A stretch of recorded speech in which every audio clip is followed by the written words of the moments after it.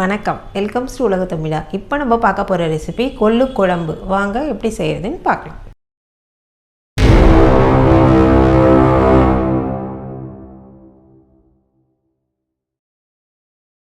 கொள்ளு குழம்பு செய்ய தேவையான பொருட்களை பார்க்கலாம் வாங்க. ஊற வச்ச கொள்ளு, சின்ன வெங்காயம், பூண்டு, தக்காளி, மஞ்சள் தூள், மிளகாய் தூள், உளுத்தம்பருப்பு, கடலைப்பருப்பு, தேங்காய், கொள்ளு, ஜீரகத்தூள், கடுகு, புளி, இவ்வளோ தாங்க தேவையான பொருட்கள். வாங்க எப்படி செய்யறதுன்னு பார்க்கலாம். கொள்ளு குழம்பு செய்யறதுக்கு இப்போ ஒரு தாளிக்கிற கரண்டி வச்சுருக்கேங்க. இப்போ இதில் நம்ம மசாலா சாமான்லாம் வறுத்து எடுத்துக்கலாம். இதில் இப்போது இது சின்ன ஸ்பூனு, அதனால் ஒரு ஸ்பூனு உளுத்தம்பருப்பு போட்டிருக்கேன். ஒரு ஸ்பூனு கடலைப்பருப்பு, பெரிய ஸ்பூனாக இருந்தால் அரை ஸ்பூன் போட்டுக்கோங்க. இதுக்கு எண்ணெய் ஒன்றும் ஊற்ற வேணாம், ப்ளைனாக வறுத்தா போகிறோம்.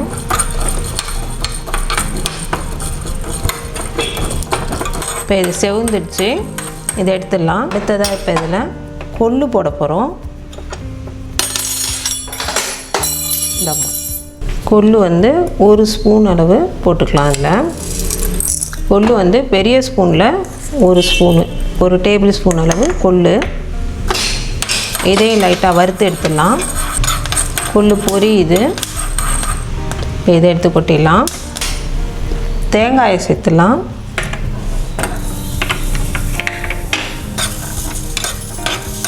தேங்காய் லைட்டாக சூடாகிற அளவு வறுத்தா போதும். தேங்காய் ஒரு பெரிய ஸ்பூனில் ஒரு 1.5 ஸ்பூன், அதை நான் கட் பண்ணி வச்சுருக்கேன். நீங்கள் திருவினிங்கன்னா ஒரு 1.5 ஸ்பூன் போட்டுக்கோங்க. போதும், சூடாகிற அளவு இருந்தால் போதும். இப்போ இதையும் எடுத்துடலாம். இப்போ இது எல்லாத்தையும் நம்ம அரைச்சி எடுத்துகிட்டு வந்துடலாம். கொள்ளு குழம்பு செய்கிறதுக்கு இப்போ இதை ஒரு 7 மணி நேரம் ஊற வச்ச கொள்ளுங்க. இப்போ இதை இதோட இப்போ சேர்த்துடலாம். குக்கரில் வேக வைக்க போகிறோம். இது நான் நல்லா கழுவிட்டு நல்லா அலசி எடுத்துட்டு நல்ல தண்ணியில் ஊற வச்சுருந்தேன். அதனால் அந்த தண்ணியை வேஸ்ட் பண்ண வேணாம், அதிலே வேக வச்சுக்கலாம். இப்போ இதை நம்ம மூடி போட்டு வேக வச்சிடலாம். இது ஒரு 3 விசில் வரட்டும்.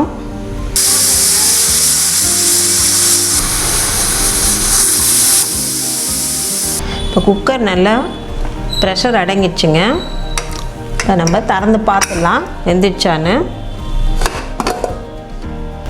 நல்லா சூப்பராக வெந்திருக்கு. இதை நம்ம மிக்சியில் போட்டு 1-2 அரைச்சி எடுத்துகிட்டு வந்துடலாம்.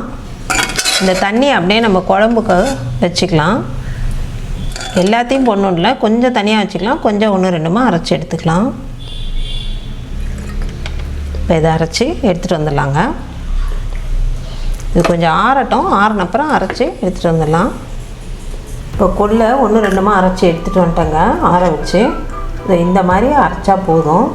இப்போ நம்ம குழம்ப தாளிச்சிடலாம். இப்போ கொள்ளு குழம்பு தாளிக்க கடாய் வச்சுருக்கேங்க.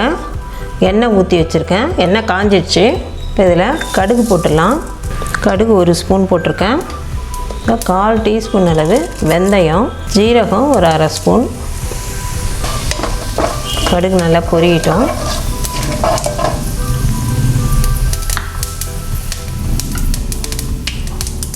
கடுகு பொரியுது. இப்போ சின்ன வெங்காயம் கட் பண்ணி வச்சுருக்க வெங்காயத்தை சேர்த்துடலாம்.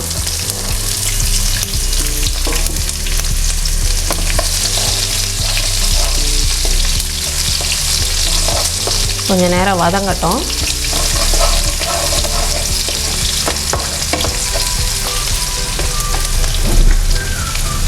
இதோட பூண்டு சேர்த்துடலாம். ரெண்டும் கொஞ்சம் நேரம் வதங்கட்டும். இப்போ வெங்காயம் நல்லா வதங்கிடுச்சு. இதோட தக்காளி சேர்த்துடலாம்.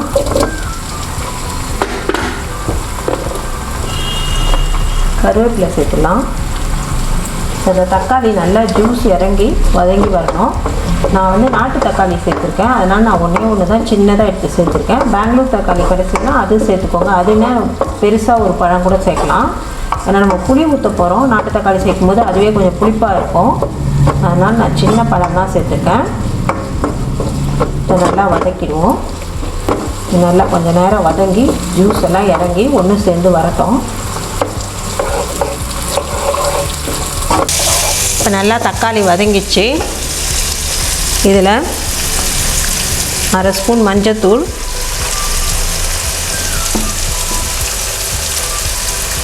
ஜீரகத்தூள் ஒரு 1/2 டேபிள் ஸ்பூன் அளவுக்கு போடணும்.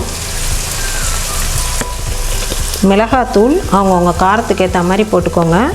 நான் வந்து 2 ஸ்பூன் மிளகாத்தூள் போடுறேன். இதெல்லாம் சேர்த்து ஒன்றா வதக்கிக்கலாம்.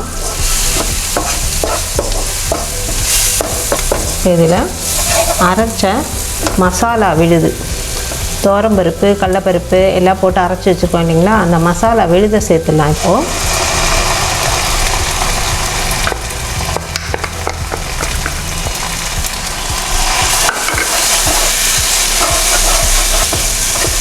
கொஞ்ச நேரம் வதங்கட்டும். இதில் கொள்ளு வேக வச்ச தண்ணி இதை சேர்த்துடலாம். அதை வேஸ்ட் பண்ண வேணாம்.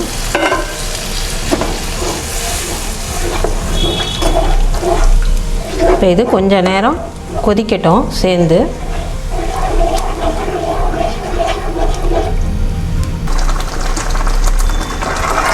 இது நல்லா கொதிக்குதுங்க. இப்போ இதில் புளி தண்ணி ஊற்றிடலாம். இப்போ இதுக்கு தேவையான உப்பு. இது கொஞ்சம் நேரம் கொதிக்கட்டும். இந்த புளியோட பச்சை வாசனை போகிற வரைக்கும் கொதிக்கட்டும். இது நல்லா கொதிக்குது. இப்போ இதில் நம்ம எடுத்து வச்சுருந்த கொள்ளு, வேக வச்சு எடுத்து வச்ச கொள்ளை சேர்த்துடலாம். இதோட நம்ம அரைச்சிட்டு வந்த 1-2 அரைச்சிட்டு வந்த கொள்ளையும் சேர்த்துடலாம்.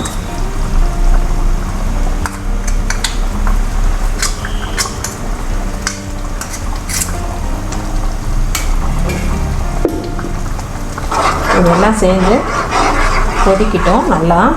இந்த ஸ்டேஜில் உங்களுக்கு திக்காக வர மாதிரி இருந்ததுன்னா கொஞ்சம் தண்ணி சேர்த்துக்கலாம். கரெக்டாக தான் இருக்குது.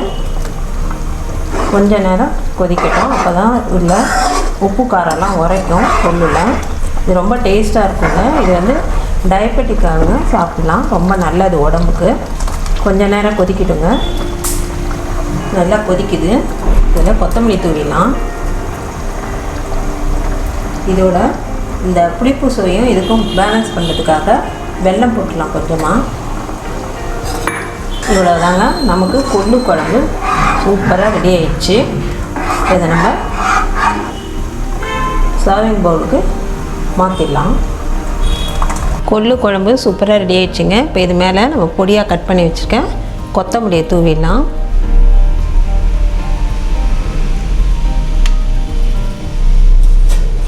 கொள்ளு குழம்பு சூப்பராக ரெடி ஆயிடுச்சுங்க. நீங்களும் உங்கள் வீட்டில் இதே மாதிரி ட்ரை பண்ணி பார்த்துட்டு எப்படி அதோட டேஸ்ட் இருந்ததுன்றதை எனக்கு தெரியப்படுத்துங்க. இந்த வீடியோ பிடிச்சிருந்தா லைக் பண்ணுங்கள், ஷேர் பண்ணுங்கள், மறக்காமல் உலக தமிழா சேனலை சப்ஸ்கிரைப் பண்ணுங்கள். தேங்க்யூ.